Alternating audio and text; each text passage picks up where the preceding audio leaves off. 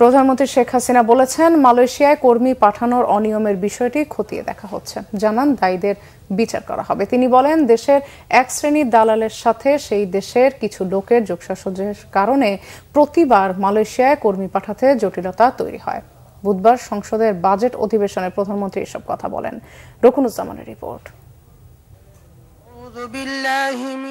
বুধবার শুরু হলো জাতীয় সংসদের এবারের বাজেট অধিবেশন। অধিবেশনের প্রথম দিনের আনুষ্ঠানিকতা শেষে নির্ধারিত প্রধানমন্ত্রীর প্রশ্নোত্তর পর্বে সংসদ সদস্যদের বিভিন্ন প্রশ্নের উত্তর দেন সংসদ নেতা।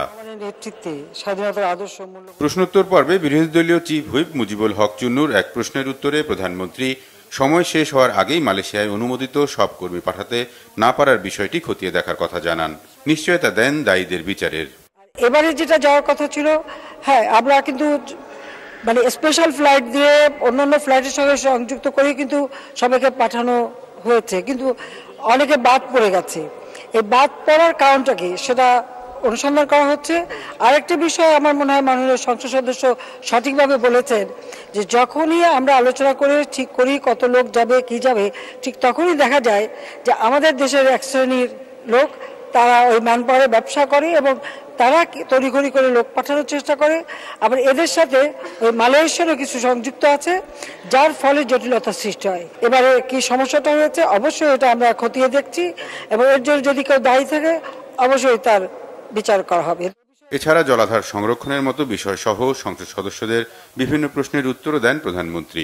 আমরা যখন প্রকল্প নিই, এই প্রকল্প নেবার সময় সব থেকে বেশি যেটা গুরুত্ব দিই সেটা হলো এই প্রকল্পগুলি অন্তত পক্ষে পরিবেশ বান্ধব হতে হবে এবং মানুষের জীবনমান উন্নত হতে হবে, সেদিকে খেয়াল রেখেই আমরা প্রকল্প নিয়ে থাকি। শুধু প্রকল্প নেওয়ার জন্য আমরা নেই না, এমন কোনো বিদেশি অর্থায়নেও যদি প্রকল্প আসে তো সে প্রকল্পগুলি আমরা আগে বিবেচনা করি যে তার কতটুকু আমার দেশের জন্য কার্যকর, এর থেকে জনগণ কি পাবে বা ওই প্রকল্প বাস্তবায়ন হলে তার রিটার্ন কি আসবে, সেগুলো আমরা বিবেচনা করেই তখন গ্রহণ করি। জেলায় জেলায় 9 শিক্ষক শিক্ষার্থী প্রাপ্যতা এবং বাস্তবতার নিরিখেই মেডিকেল কলেজ সংখ্যা বাড়ানোর কথাও জানান প্রধানমন্ত্রী।